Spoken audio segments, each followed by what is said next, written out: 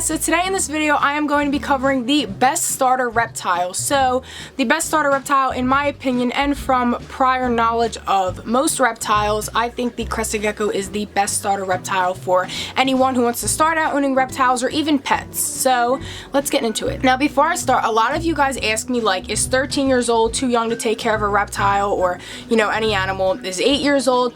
I think as long as you know your research and you know what you're doing, really any age is good. Like as long as you're capable of handling them and capable of taking care of them, I think any age is fine. Before I got Fitz, I must have did about 6 months of prior research, and before Calypso I did about 2.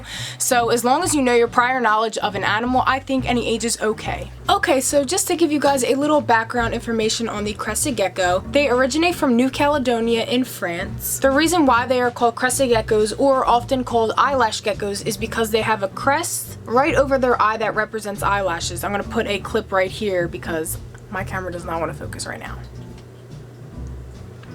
In the wild, they come from a more tropical environment rather than a desert like most reptiles. Crested geckos are also nocturnal, which means that they sleep during the day and they are awake at night, so Calypso is probably very angry that I woke him up. Another fun fact about crested geckos is that they can actually lose their tail. So if they're stressed out or maybe you pull on it, they will drop their tail because it is used as a defense mechanism in the wild. So if you see a lot of crested geckos that don't have a tail, that's normal. Most of them do that. Actually, I get a lot of comments that it's surprising Calypso still has his tail. I don't know how. He like that. I don't know how.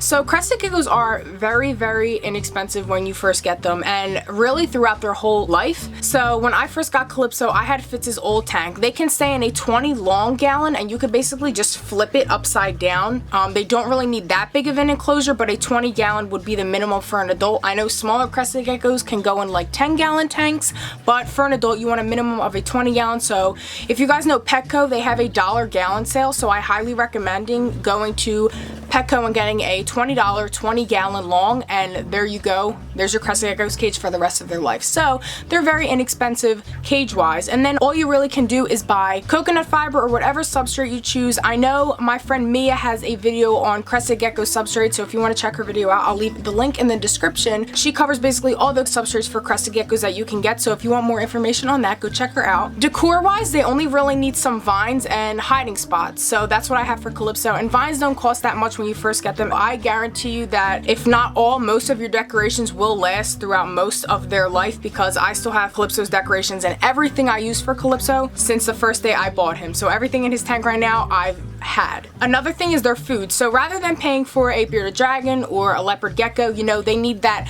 fresh fruit and vegetables and even insects.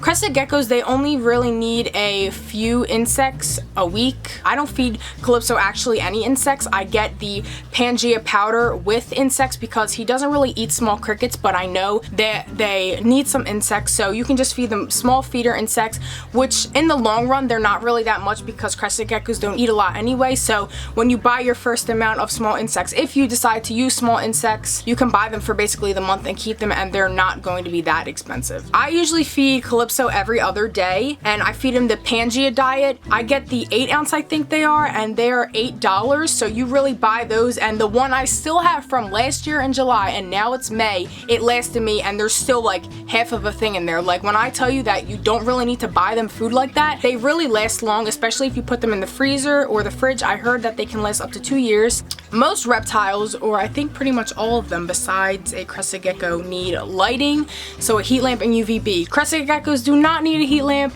They don't need UVB. You might need a heat emitter depending on how cold your room gets. I know that they can withstand from 60 degrees to about 82. It shouldn't really rise above 82 or get any hotter than that. So if your room stays at a steady temperature between 60 and 80, then that's perfect. That's how my room is, so I really don't need a heat emitter or anything like that.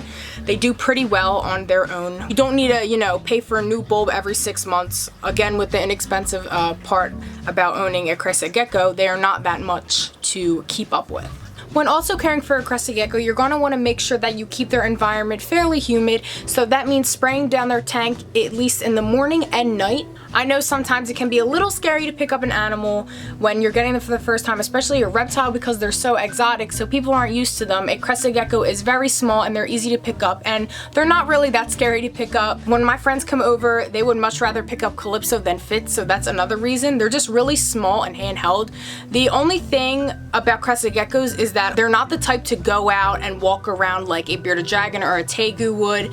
You can't really take them out of the cage like that because they don't like being out of the cage, and they also are very jumpy, so you have to be very careful when handling them. I wouldn't recommend taking them out of the cage for any longer than about 10 minutes, just because they rather be in their own environment, and they are also very jumpy. So they're easy to lose as well, especially if you get them as a juvenile. They can run pretty fast. That's why when you handle them, you always want to make sure you have one hand in front of the other, and also want to make sure when they jump, they don't jump from a high place, because they can actually get hurt if they jump too high, especially when they're little. So yeah, that will pretty much conclude the video.